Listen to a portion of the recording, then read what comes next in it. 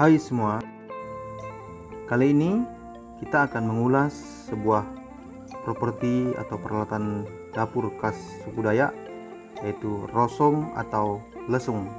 Rosong adalah sebuah alat tradisional suku Dayak yang terbuat dari kayu yang digunakan untuk menumbuk berbagai macam bahan pangan, baik itu padi, beras, sayuran, dan obat-obatan.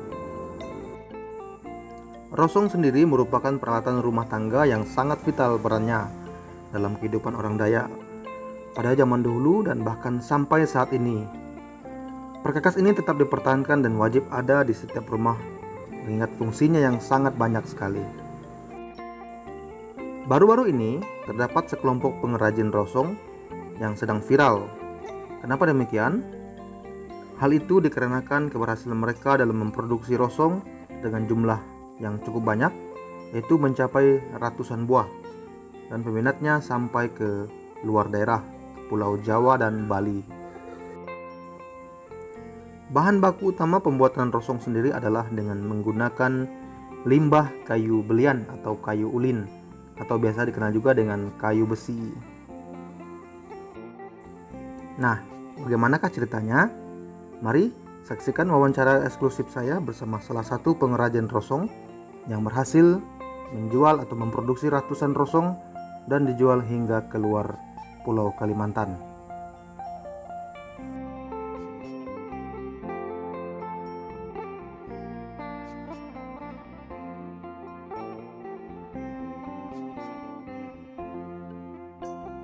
Pengolahan kerajinan lesung dan cobek, kita hanya memanfaatkan sisa-sisa atau limbah-limbah dari para pengrajin kayu atau yang tukang kerja kayu.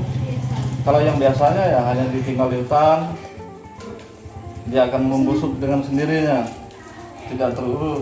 Cuman karena semakin sulit mata pencarian, terutama karet yang harga sangat merosot, jadi rata-rata masyarakat mengubah mata pencarian, dan termasuk kami memanfaatkan dari sisa-sisa hasil kekayaan yang ada di sekitar kami, terutama jenis kayu ulin yang masih sangat mudah dicari lah. Jadi kita manfaatkan untuk membuat kerajinan perkakas rumah, lesung, cobek, ya, seperti cobek, cangkir, mangkok. Dan juga kita bisa membuat sesuai request. Kali ini piala untuk hosting pesanan dari salah satu pastor.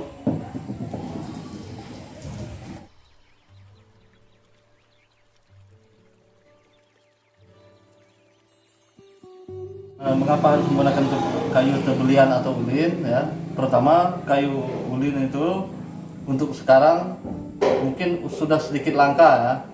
Itu untuk jenis kayu ulin, paling tinggal beberapa daerah lagi yang masih memiliki lumayan banyak jumlah kayu ulin. Untuk ketahanan, mengapa kita menggunakan ulin? Ulin ini atau tebelian kayu yang kelas nomor 1 di Kalimantan, yang sering juga orang sebut dengan kayu besi. Kalau menggunakan kayu lain juga banyak. Ada yang menggunakan leban dan sejenisnya ya untuk membuat rosong, cuman kita memilih ulin supaya pelanggan lebih puas dengan kualitas kayu yang nomor 1 Kalimantan.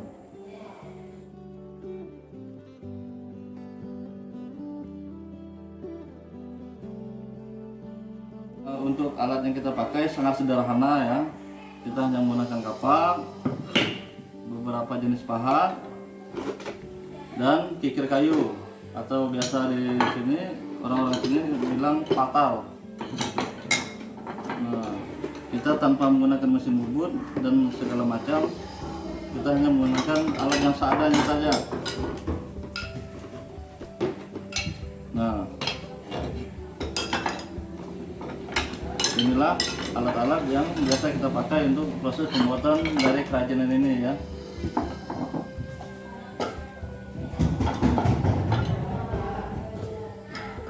Pembuatan gelas biasanya kita menggunakan yang pahat model cekung, supaya untuk posisi pembuatan lubang itu lebih mudah. ya. Nah, kalau pembuatan tangkai seperti ini biasanya kita menggunakan pahat yang ini dan yang ini.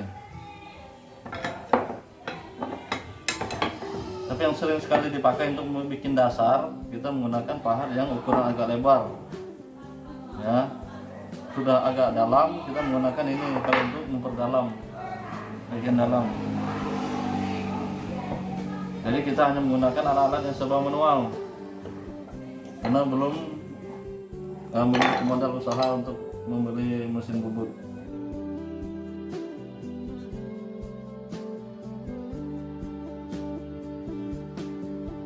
Untuk bikin kinclong perkakas, saya tidak menggunakan furnace, pelitur atau apalah. Saya hanya menggunakan minyak goreng. Ya, kita lihat perbedaannya nanti.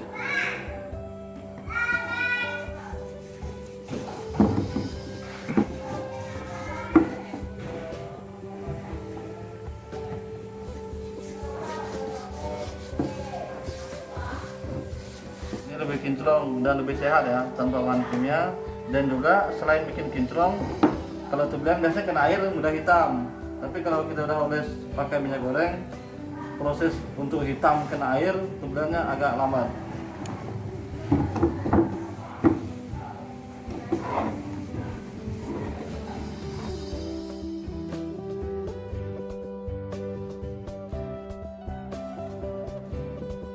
Untuk orderan kita terutama untuk silingan Kecamatan Simpang Hulu, Baur sampai Sandai, terus ke Tapang Kota, Pontianak, terus ada juga beberapa, ada sekitar beberapa unit yang kita kirim sampai ke Solo, Jogja, Bandung, dan Bali ya. Nah ini untuk yang sudah diikat ini berarti sudah dipakai ya.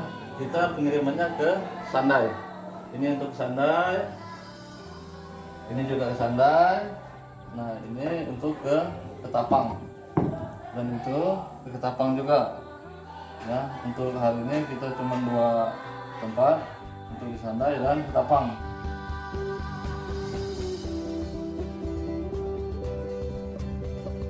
Dan dari hasil kajian kita, menurut pendapat mereka yang dari luar, mereka sangat puas karena dengan alat seadanya hasil memuaskan, hampir sama rapinya dengan menggunakan mesin.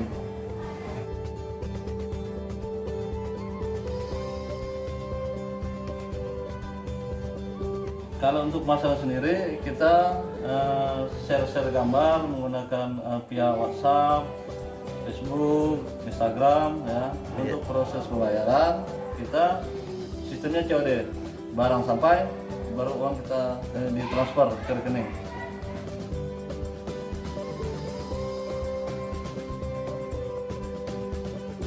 Untuk tempat pembuatan sendiri, kita di salah satu wilayah daerah Desa Tanjung Maju ya, kita proses produksinya di hutan supaya lebih dekat dengan bahan baku. Jadi kita selalu berpindah di mana tempat bahan baku, di situ kita melakukan pembuatan lesung. Jadi dibawa ke rumah sudah bentuk bahan jadi atau lesung yang sudah jadi.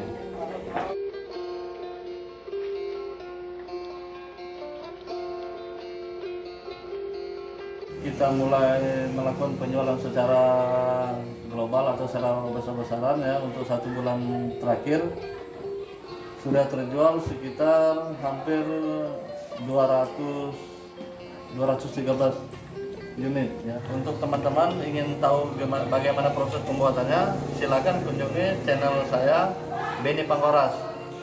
Ditunggu jempol dan subscribe-nya.